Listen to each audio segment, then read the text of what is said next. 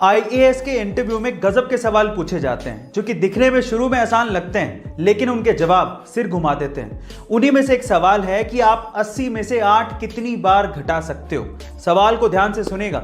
80 में से 8 आप कितनी बार घटा सकते हो, यह सवाल था। और अगर आपका जवाब भी 10 है तो आप भी गलत है। एक्चुअली ज्यादातर लोग इसका जवाब 10 ही देते हैं, लेकिन इसका सही जवाब है 1।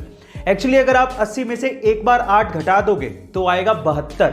अब अगली बार 8 आपको 72 से घटाना है, 80 से नहीं। इसलिए 80 में से 8 आप एक ही बार घटा सकते हो। गाइस, आपको ये इंटरेस्टिंग सवाल कैसा लगा कमेंट सेक्शन में जरूर लिखिएगा।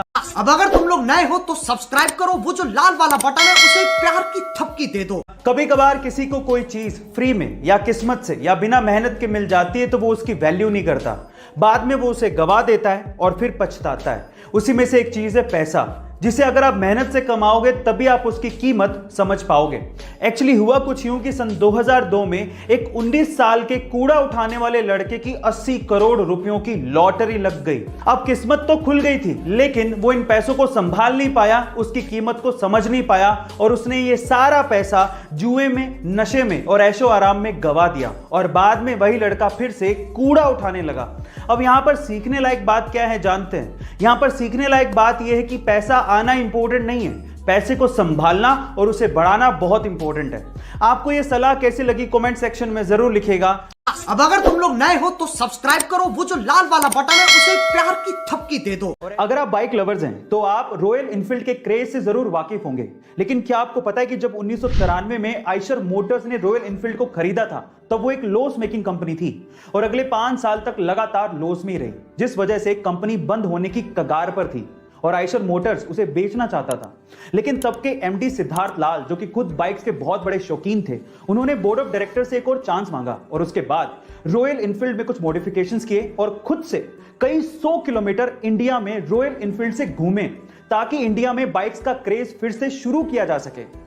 और उसी का नतीजा है कि आज royal Enfield mid size bike के सेगमेंट में 96% मार्केट को कैप्चर किए हुए है और इसी वजह से रॉयल एनफील्ड का इतना क्रेज है। गाइस, क्या आपको इसके पहले तक ये अमेजिंग इंफॉर्मेशन पता थी? और अगर नहीं पता थी तो कमेंट सेक्शन में जरूर लिखिएगा। अब अगर तुम लोग नए हो तो सब्सक्राइब करो, वो जो लाल वाला बटन है उसे प्यार की थपकी दे दो। दुनिया में सबसे पहले सुपर कंप्यूटर 1964 में बनाया गया था, लेकिन अगर मैं आपसे सवाल पूछूं कि इंडिया में सबसे पहले सुपर कंप्यूटर किसने खरीदा था तो आप लोग क्या कहेंगे? देखिए, अगर आप किसी आईआईटी का या फिर इसरो का या फिर किसी गवर्नमेंट ऑर्गेनाइजेशन का नाम लेने वाले हैं तो आप लोग गलत हैं। एक्चुअली इंडिया में सबसे पहले सुपर कंप्यूटर खरीदा था चंपकलाल चौकसी ने। चौंक गए ना? और वो भी 1970 में 8 करोड़ रुपए देके।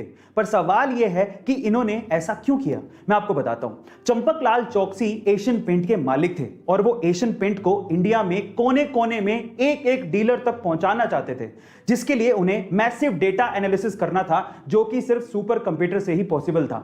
अब इनके दिमाग की दाद देनी पड़ेगी।